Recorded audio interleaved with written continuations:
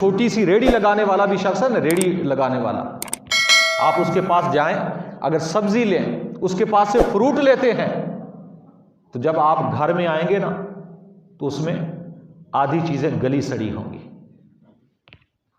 यानी एक रेड़ी लगाने वाला एक गरीब शख्स भी जहां तक उसका बस चल रहा है, वो भी अपने मुसलमान भाइयों को धोखा दे रहा है। इसके अलावा आप बाजार के अंदर कोई एक ऐसा मुसलमान लाकर नहीं दिखा सकते कि जिसने अच्छी चीजें पीछे रखी हो और जो चीजें नाकिस हैं या छोटी हैं, ज्यादा खूबसूरत नहीं हैं, वो आगे रखी हो। कोई ऐसा है रेड़ी वाला?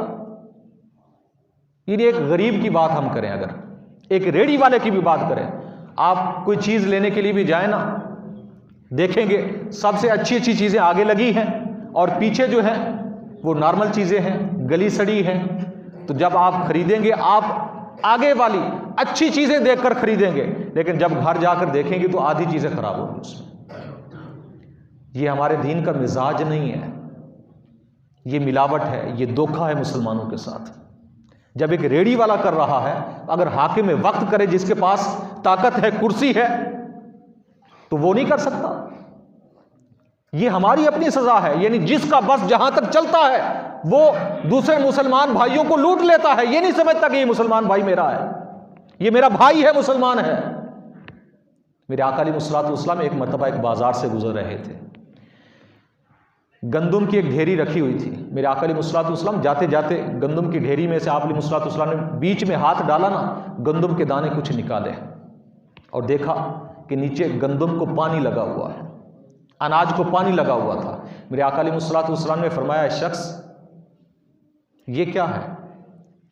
अर्ज करने लगा, या रसूलल्लाह सल्लल्लाहु अलैहि वसल्लम, बारिश हुई, भीग गई, पानी लग गया।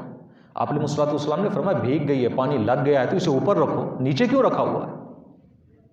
सामने रखो इसे, मुसलमानों को पता चले कि ये गीली है, भीगी हुई है। नीचे क्यों रखा है? ये हमारे दीन का मिजाज है। उस वक्त मेरे आका अलैहिस्सलाम ने ये जुमला इरशाद फरमाया, जो आज हमारे अक्सर जाएं तो दफ्तरों पर भी लिखा होता है, आजकल बाजारों के अंदर भी ये जुमला, ये हदीस लिखी होती है कि आप अलैहिस्सलाम ने फरमाया, मन गश्शाना फलैसा मिन्ना। उस वक्त फरमाया कि जिसने हमारे साथ धोखा किया, जिसने मिलावट की, वो हम में से नहीं है, उसका ताल्लुक हमारे साथ नहीं है। हमारे नबी करीम सल्लल्लाहु अलैहि वसल्लम का ये फरमान। और हमारी हालत ये है कि हर एक शख्स, हमारा अक्सर मुआशरा मिलावट करने में तुला हुआ है, अपने मुसलमान भाइयों को लूटने के अंदर तुला हुआ है, अपने नफे की सोच रहा है, लेकिन अपने मुसलमान भाइयों की नफे की नहीं सोच रहा।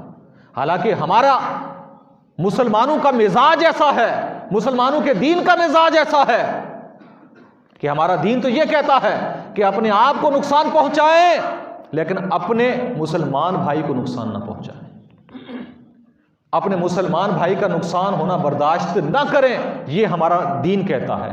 बुखारी शरीफ की एक रिवायत है जिसका खुलासा यह है कि नबी करीम सल्लल्लाहु ताला अलैहि वसल्लम के एक सहाबी ने एक बकरी ज़िबा की। आए तो हम क्योंकि देखें ना, फ़राइज़ वगैरह किसी चीज़ की हमें परवाह नहीं है।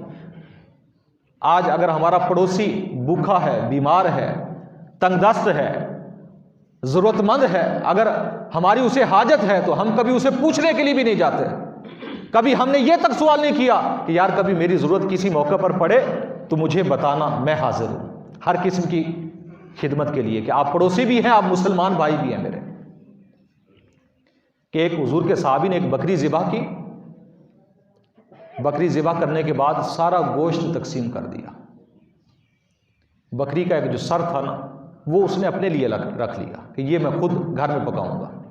हत्ता कि उसके ज़हन के अंदर ख्याल आया कि हो सकता है, हालांकि हदीस के अल्फाज हैं, उसके पास भी शाम के खाने के लिए कुछ नहीं था, रात के खाने के लिए कुछ नहीं था, लेकिन उसने ये सोचा कि मेरा दिन को तो मैंने खा लिया, शाम को अगर नहीं खाया तो गुजारा चल जाएगा, हो सकता है मेरा जो पड़ोसी है उसे इसकी हाजत ज्यादा हो, वो ज्यादा भूखा हो। जब ये सोच आई ना, वो बकरी का सर उसने अपने पड़ोसी के करीब वाले घर के अंदर भेज दी।